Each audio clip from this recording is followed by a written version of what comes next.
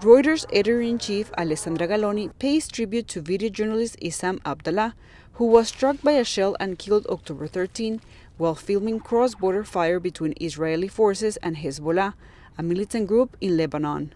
He was just doing his job when he was killed. Reporting on world events with accuracy, integrity, independence, and freedom from bias is core to what we stand for at Reuters. The shell, which reports say originated in Israel, injured 6 other journalists. Galloni called for transparency in Israel's investigation into the incident, and she underscored the need for the media to be able to report on the war. And it is critically important for our journalists to be able to do so safely. Safety is the key word for newsrooms sending teams into Israel and Gaza. In the first week of the conflict, at least 15 journalists, including Abdallah, have been killed, says the Committee to Protect Journalists. Others have been injured or obstructed in what UNESCO says is the deadliest first week for journalists in any recent conflict. But having media on the ground in times of war is vital.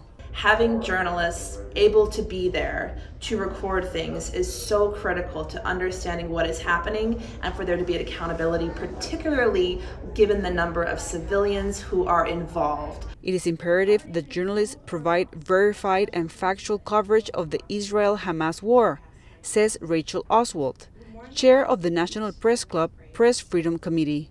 We are seeing all parties to the conflict trying to dominate the information scene with lies, with misinformation, with manipulated images. Journalists being there to say what is fact is essential. With risks to journalists increasing globally, conversations and training on safety are happening at an early stage, including at high schools and university journalism programs. The James W. Foley Legacy Foundation, which advocates for the safety of journalists and U.S. nationals wrongfully detained abroad, has set up a journalist safety curriculum task force to train and support the next generation of reporters. Key to training and preparing to cover a dangerous situation is to have a plan. That includes having people with knowledge of the region on the team and coordinating with editors in the newsroom.